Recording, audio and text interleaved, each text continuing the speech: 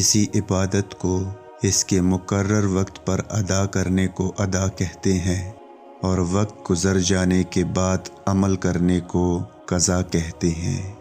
فرض نمازوں کی قضا فرض ہے، فطر کی قضا واجب ہے، اور فجر کی سنت اگر فرض کے ساتھ قضا ہو اور زوال سے پہلے پڑھے تو فرض کے ساتھ سنت بھی پڑھے، اور اگر زوال کے بعد پڑھے تو سنت کی قضا نہیں۔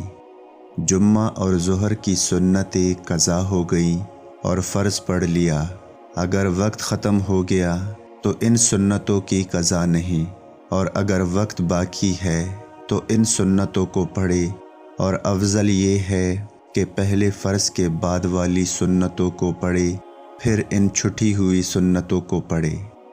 جس شخص کی 5 نمازیں یا اس سے کم قضا ہو اس کو صاحب ترتیب کہتے ہیں۔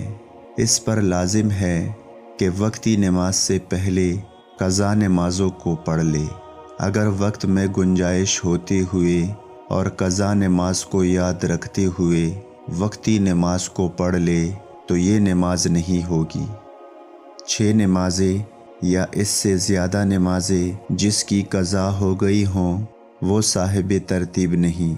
اب یہ شخص وقت کی گنجائش اور یاد ہونے کے باوجود اگر وقتی نماز پڑھ لے تو اس کی نماز ہو جائے گی، اور چھوٹی ہوئی نمازوں کو پڑھنے کے لیے کوئی وقت مقرر نہیں ہے۔ عمر بھر میں جب بھی پڑھ لے گا بری الذمہ ہو جائے گا۔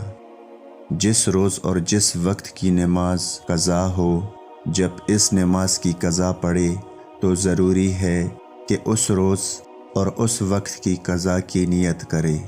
مثلاً جمعہ کے دن فجر کی نماز قضا ہو گئی تو اس طرح نیت کرے کہ نیت کی میں نے 2 رکعت جمعہ کے دن کی نماز فجر کی، اللہ تعالیٰ کے لیے منہ میرا طرف کعبہ شریف کے۔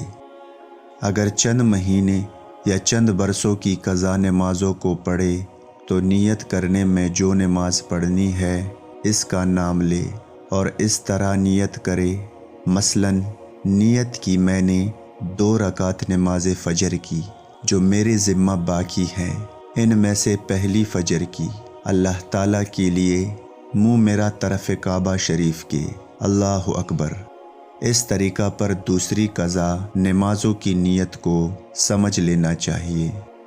جو رکعتیں ادا میں سورہ ملا کر پڑھی جاتی ہیں وہ قضا میں بھی سورہ ملا کر پڑھی جائیں گی، اور جو رکعتیں ادا میں بغیر سورہ ملائے پڑھی جاتی ہیں قضا میں بھی بغیر سورہ ملائی پڑھی جائیں گی۔